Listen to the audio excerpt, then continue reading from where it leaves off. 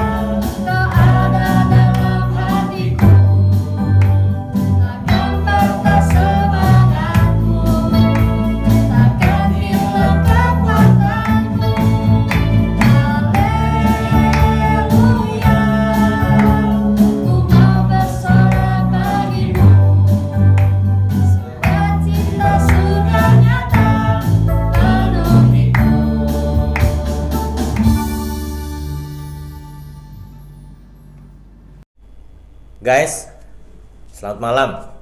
Sebelum kita merenungkan firman Tuhan, kita berdoa dulu ya. Tuhan, terima kasih, kami bersyukur malam hari ini Tuhan boleh memberikan kesempatan untuk kami boleh merenungkan firman Tuhan. Berkati sehingga firman Tuhan boleh sungguh-sungguh memberikan satu pencerahan dan biarlah mengevaluasi kami juga di dalam kehidupan kami. Dan terkhusus juga hamba-Mu di dalam juga menyampaikannya. Dan biar firman Tuhan boleh memberkati kami semua. Terpujilah nama-Mu, dalam nama Tuhan Yesus kami berdoa. Amin. Baik, malam hari ini Lause memberikan satu tema, tengok ke dalam ya. Jadi dalam bahasa Melayu itu tengok ya. Bahasanya Upin Ipin ini ya. Baik, dari Matius pasal yang ke-7 ayat 1 sampai ayat yang ke-5. Teman-teman, kali ini menjadi satu perenungan untuk kita bahwa firman Tuhan ini sebagai satu introspeksi kita di dalam kehidupan kita sehari-hari. Oleh karena kita seringkali jatuh, Lause pun juga seringkali juga jatuh, dan biarlah firman Tuhan ini terus juga mengevaluasi kita untuk kita lebih melihat ke dalam ya, di dalam diri daripada kita melihat sebelum kita melihat orang lain. Baik. Matius tadi pasal yang ke-7, kita lihat dari ayat yang pertama dulu. Hal menghakimi.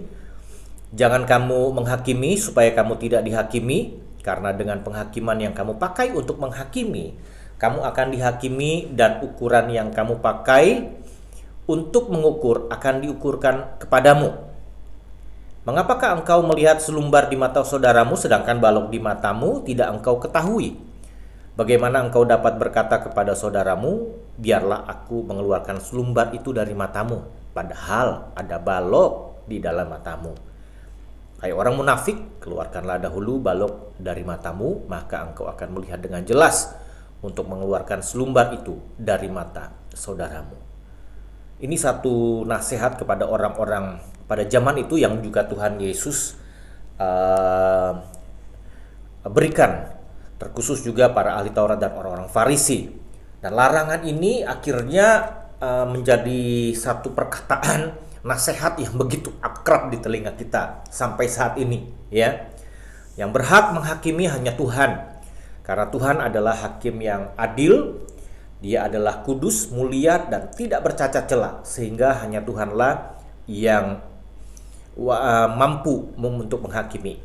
Siapa kita manusia yang seringkali juga jatuh di dalam dosa, yang juga tidak sempurna, yang banyak dosa. Siapa kita sehingga kita berani menghakimi? Kalau kita melihat di dalam bahasa aslinya, menghakimi itu dalam bahasa aslinya krino, yang artinya menilai atau suka menyalahkan orang lain, ya. Teman-teman, kalau kita melihat dulu ada satu pelayanan yang memberikan satu gambaran, khususnya dari YPPII yang pakai buku suara sekolah minggu. YPPII dari Batu Malang mengeluarkan satu gambaran bagaimana tentang hati manusia. Di situ ada hati manusia yang di dalam hati manusia itu ada gambar binatang, ada iblisnya, yang juga menggambarkan dosa, di mana hati manusia itu penuh dengan dosa. Ada ular yang juga penuh dengan kelicikan, ya. Ada burung merak yang juga melambangkan juga kesombongan, begitu angkuh, begitu ya. Singa yang pemarah dan bahkan juga pemangsa, dan juga ada iblis yang bertahta di dalam hati manusia itu. Tapi ada juga gambar yang satunya, di mana gambar itu ada di dalamnya ada Alkitab yang menggambarkan firman Tuhan, ada burung merpati, ada Roh Kudus, ada salib Kristus, di mana hati yang sudah diubahkan itu Kristus yang bertahta di dalam hati orang itu. Nah, ini gambaran yang kita sering kali lihat, dan mungkin juga ini sudah mulai jarang lagi kita perhatikan gambaran ini, ya, yang sebagai satu gambaran ilustrasi dari cerita sekolah minggu yang dikeluarkan oleh YPPI Batu Malang. Nah, ini yang menjadi satu perhatian kita. Hati kita ini juga boleh dikatakan, ya, bisa saja dosa itu yang juga sering menghakimi, penuh dengan kelicikan, penuh juga dengan amarah dan apapun itu, dan iblis masih bertahta di dalam hidup kita karena kita belum diperbaharui oleh Tuhan. Sehingga kejatuhan kita juga seringkali juga dengan dosa yang sama. Dan hal-hal yang kita akan bahas ini juga adalah hal-hal praktis yang tanpa kita pikirkan, kita bisa jatuh di dalamnya, khususnya di dalam hal menghakimi. Menghakimi, kita melihat di sini adalah sebenarnya kalau kita lihat seringkali kita jatuh juga di dalam menghakimi. Seakan-akan diri kita itu benar, seakan-akan kita adalah orang yang paling baik, adalah orang yang paling sempurna. Padahal sebenarnya kita hanya bertopengkan saja, begitu. Kita hanya bertopengkan saja. Padahal di dalam hati kita adalah penuh dengan kejahatan juga, ya, teman-teman. Ada satu juga yang boleh kita lihat, ya, dari satu gambaran bahwa kita seringkali pintar sekali melihat kesalahan orang lain, menilai dan menghakimi orang lain. Padahal bila kita melihat diri kita sendiri, waduh, sebenarnya kita lebih parah dari orang itu. Bisa saja kita pada akhirnya menutupi kekurangan kita sampai kita pada akhirnya menyalahkan orang lain, menghakimi orang lain. Ya, padahal sebenarnya kita lebih parah dari orang itu.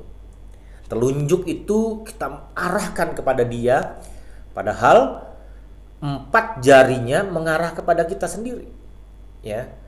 Nah, ini yang seringkali ada satu peribahasa yang dikeluarkan begitu. Telunjuk itu kamu kearahkan ke orang lain untuk kamu menghakimi, padahal 4 jarinya juga mengarah ke kamu. Sampai kita tahu, lihat di sini gambaran ini hampir sama.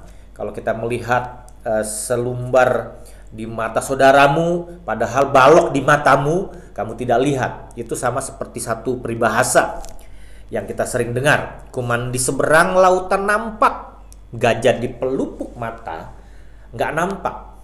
Seperti begitu ya. Kamu kalau melihat kesalahan orang lain yang begitu kecil, paling pinter. Kamu melihat kesalahan saudaramu yang kecil saja kamu begitu pandai. Tetapi bila kamu melihat sendiri kesalahan yang kamu miliki itu sebenarnya lebih besar daripada orang itu. Nah, inilah yang menjadi satu perhatian kita dan perenungan kita. Dan memang menilai orang lain itu dikategorikan di sini adalah kita menghakimi sudah orang itu. Teman-teman yang dikasihi oleh Tuhan kita Yesus Kristus, ini ada satu hal yang juga kita lihat, bahwa melihat ke dalam, menengok ke dalam diri kita itu sebagai satu jalan dalam kita melihat anugerah Allah. Dalam arti bahwa kita ini berdosa, sampai kita pada akhirnya masih Tuhan layakan untuk hidup, melakukan segala aktivitas, bahkan juga kita melayani, kita beribadah kepada Tuhan. Kita semakin melihat ke dalam, semakin kita melihat anugerah Tuhan. Tuhan, terima kasih. Saya pun orang yang penuh dengan dosa. Saya pun orang yang sebenarnya tidak layak kepada Tuhan. Tapi Tuhan izinkan untuk saya hidup sampai saat ini. Saya bahkan juga masih bisa melayani Tuhan. Lose pun juga kalau seandainya melihat dalam diri Lose sendiri, waduh, Lose begitu banyak dosa yang sudah Lose lakukan di hadapan Tuhan. Ini semakin Lose akan melihat anugerah Tuhan yang besar. Rasul Paulus juga dikatakan dalam Roma 6 ayat 21 sampai 24, di situ dikatakan, aku manusia celaka. Siapakah yang akan melepaskan aku dari tubuh maut ini? Ini satu gambaran yang kita lihat dari Paulus sendiri, bagaimana dia menyadari dia manusia celaka yang penuh dosa. Siapa yang bisa menyelamatkan dia dari tubuh maut ini yang sering kali juga dia bisa jatuh di dalam dosa. Dosa menghakimi, dosa dalam pikiran jahat, dosa yang hatinya untuk penuh dengan kelicikan. Paulus juga menyadari seperti itu. Aku manusia celaka. Siapa yang dapat melepaskan aku dari ini? Tapi Paulus kalau kita melihat dalam tulisan-tulisannya, itu semua oleh anugerah Tuhan. Dia melayani oleh karena anugerah Tuhan. Ya, teman-teman, kita melihat di sini semua orang itu tidak sama. Ya, semua orang itu tidak sama. Kita sering memaksakan orang lain harus sama seperti kita. Itu tidak mungkin begitu, ya. Itulah keindahan Tuhan. Tuhan menciptakan orang yang berbeda-beda. Dari fisik, dari karakter, dari pemikiran. Lose senang ada satu radio, ya, radio di Balikpapan. Itu yang juga menyatakan satu pernyataan yang dikeluarkan oleh Pak Jokowi. Bagaimana kalau seandainya semua radio menyetel lagunya Slank? Bagaimana kalau seandainya semua radio menyetel lagunya Didi Kempot? Nah, begitu. Bagaimana kalau semua radio menyetel lagunya siapa begitu ya?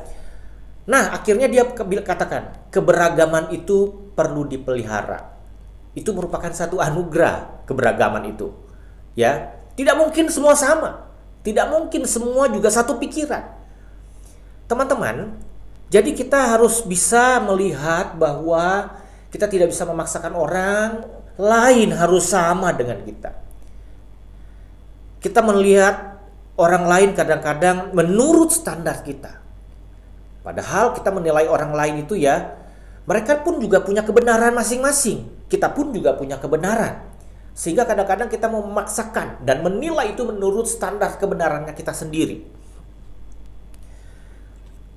Lose senang juga dengan satu pernyataan ini. Jauh lebih elegan Daripada sibuk diam, jauh lebih elegan daripada kita sibuk menghakimi dan mengumbar kesalahan orang lain. Kemudian kita lupa bercermin. Ini baik sekali. Ya, lebih baik diam.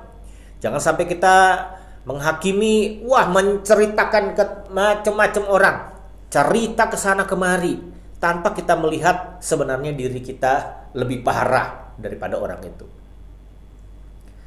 Padahal kita melihat itu semua berangkat dari etika, kebudayaan, tradisi masing-masing yang berbeda. Kadang-kadang kita melihat dan cepat menghakimi orang tanpa kita melihat dia lebih dalam. Dalam arti dia punya kebudayaan dan etika yang berbeda dari kita.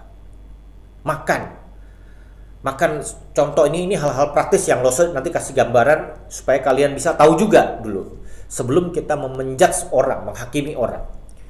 Makan atau seperti makan es krim, snack yang kita makan, kita bisa saja sambil, ada yang di daerah-daerah tertentu bisa sambil jalan. Tetapi ada daerah yang dibilang kamu makan sekecil apapun, minum es krim, makan snack, kalau bisa duduk, begitu. Nanti kalau seandainya kita jalan ke sana kemari, itu dibilang kamu tidak punya etika, begitu. Nah, apalagi sekarang kalau kita melihat kalau makan ada kebudayaan-kebudayaan yang memang kalau bisa kalau makan bersama keluarga atau di pesta-pesta tetap harus duduk. Ada kebudayaan yang memang harus seperti itu. Tetapi sekarang ada juga yang namanya standing party. Ya. Lo seberapa kali di Bali itu villa-villa dan juga acara-acara pernikahan yang biasanya di bungalow itu nggak ada tempat duduknya. Itu standing party semua. Jadi kalau makan berat, mau ringan, itu tetap berdiri sampai pegel kaki. Nah, kadang ada kebudayaan-kebudayaan tertentu yang kalau bisa kalau makan harus duduk, gitu. Tetapi ada kebudayaan yang boleh katakan masa bodoh mau duduk, mau berdiri, begitu. Nah, dalam hal ini kita melihat ada satu etika-etika kebudayaan tanpa kita harus menjudge dulu, Mungkin orang itu sudah biasa dia sambil makan snack atau apa dia sambil berdiri begitu. Nah, masuk rumah kadang-kadang juga kalau bisa harus lepas sepatu, taruh di luar, kalau bisa cuci kaki dulu, Nah, di Eropa lain lagi. Coba kalau kita melihat mereka pakai sepatu, bahkan mungkin sampai di kamar tidur pun juga mereka tidak lepas begitu. Mereka tetap pakai. Ada hal lain lagi yang kadang-kadang kita juga perlu lihat, bahwa itu menjadi satu etika-etika yang juga berhubungan juga mungkin dengan kesehatan, Makan di beberapa tempat kalau makan pakai tangan, pakai tangan itu sudah biasa begitu, Mungkin walaupun dia tetap harus cuci tangan dulu, Tetapi ada yang di daerah-daerah lain kalau namanya makan, kalau bisa harus pakai sendok, kesannya jorok sekali kalau pakai tangan. Tetapi di tempat-tempat lain itu sudah biasa. Nah, begitu. Nah, kita lihat dulu latar belakang, budaya, dan juga kebiasaan daripada orang-orang di tempat-tempat lain berbeda-beda. Etika bersin. Lose juga pernah ada satu, di Bali itu ada satu hamba Tuhan juga dibilang kalau orang Eropa itu kalau bersin itu memang betul-betul dia harus jaga. Ada teman juga Lose yang di Brasil, dia kalau bersin sampai tidak kedengaran, teman-teman. Cuma gitu Jadi tidak tahu bagaimana dia melatih untuk itu, akhirnya dia biasa. Sedangkan kalau kita bersin sampai pokoknya luar biasa begitu. Nah, etika-etika seperti ini. Jadi kita perlu lihat ada juga etika hal seperti buang angin, kentut Mungkin di beberapa daerah seperti Eropa kayak kentut itu biasa begitu. Sedangkan kita kalau kentut kita seperti luar biasa, kamu nggak sopan sekali. Kalau di Eropa itu mungkin kentut masih lebih baik daripada kita bersendawa. Begitu Nah, begitu. Kalau kita di Indonesia mungkin sendawa masih adalah, masih oke lah daripada kita buang kentut itu Nah, teman-teman, coba kita perhatikan dalam satu gambaran beberapa contoh ini. Kita juga melihat bahwa pada saat kita menjudge orang, kita menghakimi orang, kita juga harus lihat. Dia bisa saja ada yang melatar belakangi kebudayaan, etikanya dia, dan kebiasaan mungkin di dalam keluarga atau apa. Tanpa kita jangan menjudge dulu. Nah, hal-hal seperti inilah yang kita seringkali jatuh di dalam dosa. Kita cepat menghakimi, begitu ya. Kita cepat menilai, begitu. Nah, dalam hal ini Tuhan Yesus pun juga memberikan firman Tuhan ini kepada para ahli Taurat dan para orang-orang pada zaman itu. Kamu cepat sekali menilai orang. Padahal kalau kamu melihat dirimu sendiri, waduh, kamu lebih parah daripada orang-orang yang kamu nilai itu. Jadi sebagai satu penekanan Lose di dalam perenungan pada malam hari ini, tengoklah ke dalam, ya, ke dalam diri kita sendiri dulu sebagai jalan satu transformasi diri. Karena kita tidak boleh menghakimi, karena memang yang berhak menghakimi hanya Tuhan, ya. Dan juga kita pada saat kita menghakimi, kita perlu perhatikan, belum tentu kita lebih baik daripada orang itu. Ya, ingat di sini, belum tentu kita adalah orang yang sempurna daripada orang itu. Dan ketiga, kita perlu melihat di sini bahwa kita juga tidak suka dihakimi, ya. Kita juga tidak suka dihakimi. Dan ingat juga bahwa orang yang kita hakimi itu, yang kita nilai itu, pasti tetap dia ada sisi baiknya. Dia ada sisi yang positif di dalam kehidupannya yang kita juga bisa pelajari, ya. Dan juga kita harus tahu bahwa kalau kita di posisi mereka, belum tentu kita bisa menjalaninya. Kita paling pandai sekali melihat kalau seandainya pertandingan, ada bola, ada basket kah, aduh, kamu ini bagaimana sih? Kamu bangsa begitu saja tidak bisa, begitu ya. Aduh, coba kamu di posisinya orang itu. Coba kamu ikut dalam pertandingan itu dan kamu ada di dalam tim itu. Belum tentu. Kita cepat sekali juga menilai pemerintah, beberapa tokoh yang kita cepat sekali menilai, aduh, kamu ini kok bisa begitu-begitu. Kalau kamu juga di posisi seperti dia, belum tentu kamu bisa. Bahkan mungkin bisa lebih parah. Begitu, ya. Kita hidup, kita tahu bahwa hidup mereka pun yang kita nilai itu bukan milik kita. Kehidupannya orang yang kita nilai, yang kita hakimi itu kehidupannya milik Tuhan.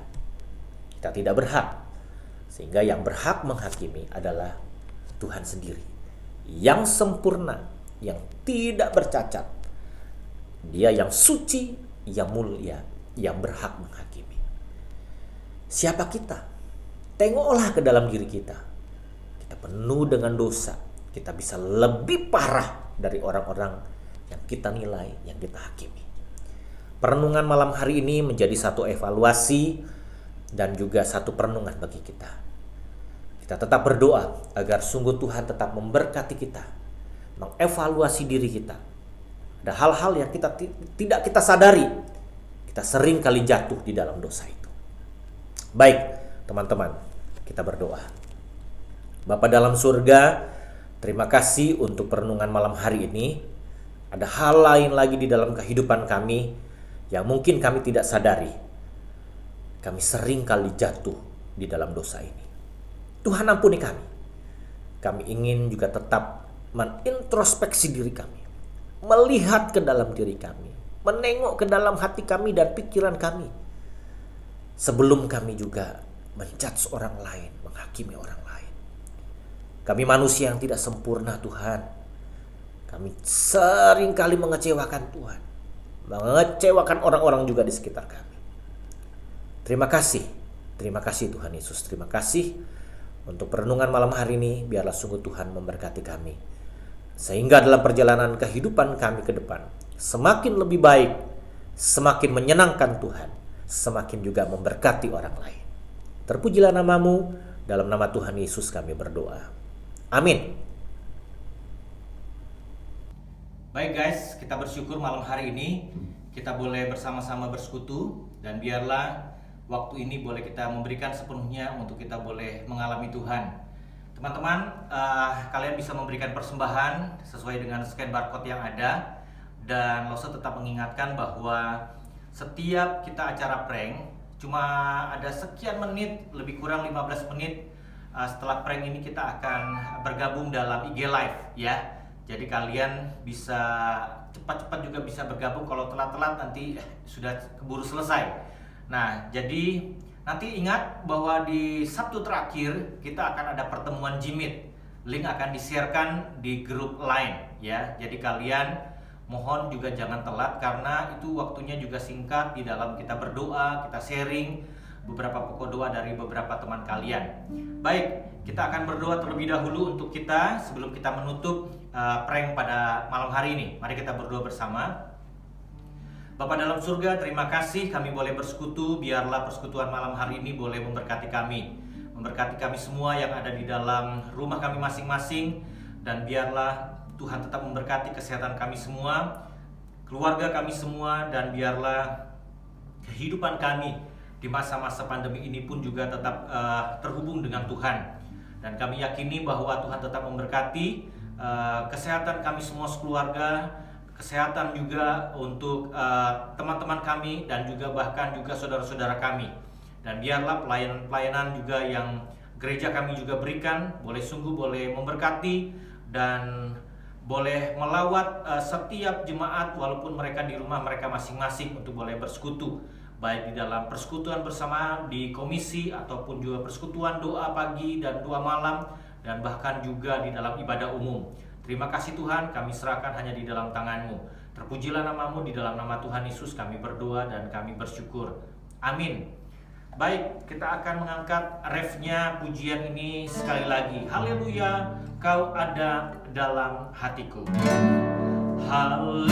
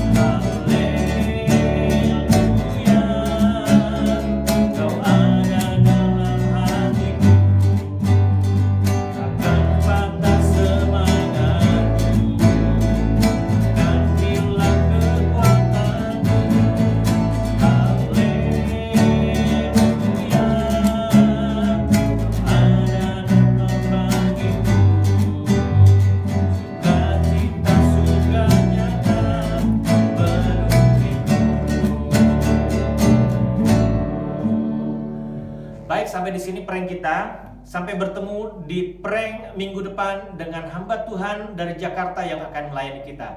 Tuhan Yesus berkati.